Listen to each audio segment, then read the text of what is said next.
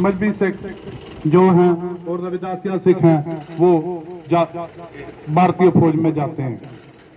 और ये जो आज पगड़ियां धारण कर यहाँ पर बैठे हुए हैं, क्या कभी सोच सकते हैं कि भारतीय इतिहास में कि हम पगड़ियां धारण करके और शस्त्र रखकर यहाँ पर हमारे पास पुराने स्वरूप में निहंग सिंह बैठे हुए हैं जो शस्त्र धारण कर रहे हैं और पगड़ी बांध रहे हैं।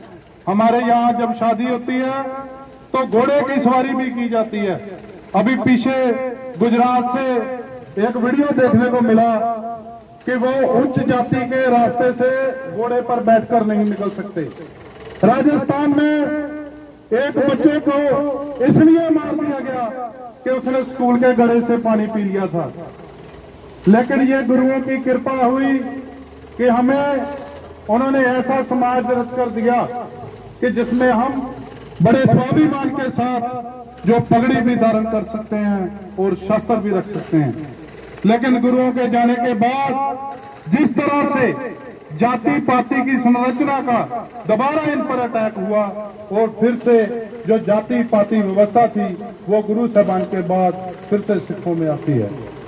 लेकिन पंजाब के जो अछूत हैं, जिनमें खास करके वाल्मीकि समाज, मजहबी सिख समाज, रविदासिया समाज, जिसको हम चमार समाज बोलते हैं, ये सारे समाज जो हैं ये मार्शल स्पिरिट के रहे हैं। और मैं आपको बताना चाहूंगा कि यहां पर भी पंजाब की धरती से रिजर्वेशन की लड़ाई लड़ते रहे हैं।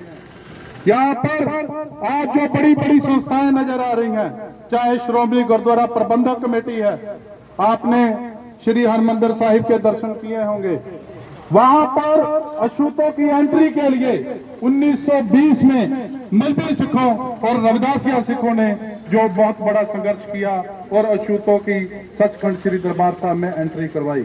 उसके बाद श्रोमणी गुरुद्वारा प्रबंधक कमेटी बनती है।